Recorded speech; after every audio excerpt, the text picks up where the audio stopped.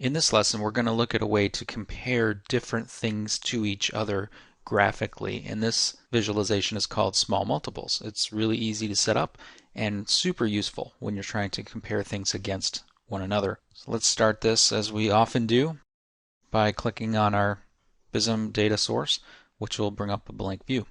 And what I'm going to look at is the on-time flight performance for various airlines into various destination airports.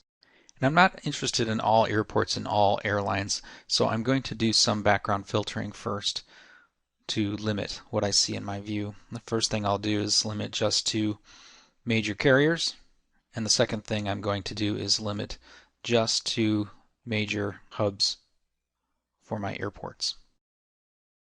And with that in place, I'll turn off the filters, and I'm going to give this a title.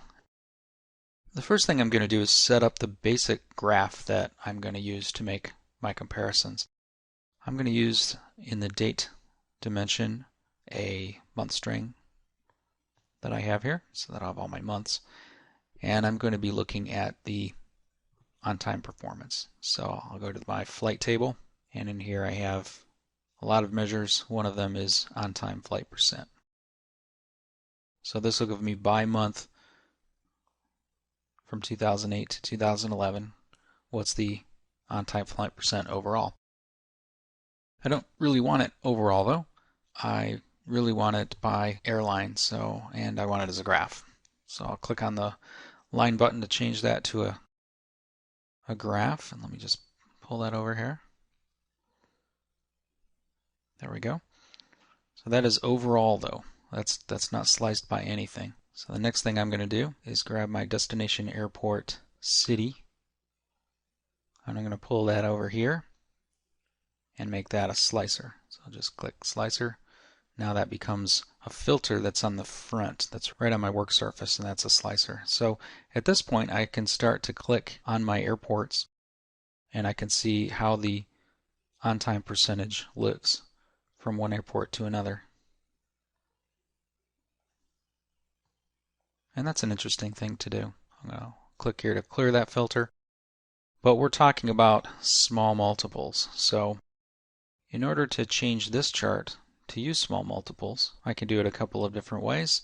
And the one that makes sense here is vertical multiples. So let me go to my carrier table, and I'm going to take the carrier name and make that part of vertical multiples. Now I can see right on my chart how these compare to each other and really get a sense of whether all of these carriers are sort of trending up, down, or sideways, and mostly they seem to follow each other's trend seasonally, but not completely. So there are some differences. And then if I want to again use my slicer, I can slice that by different arrival airports and see how the different airlines are doing over time and how they're trending against each other. And without even looking at the numbers on the side, I can compare these charts to each other really well to see, perhaps when I have trends that aren't necessarily following each other, it becomes really easy to see. So that's just a basic introduction to small multiple charts.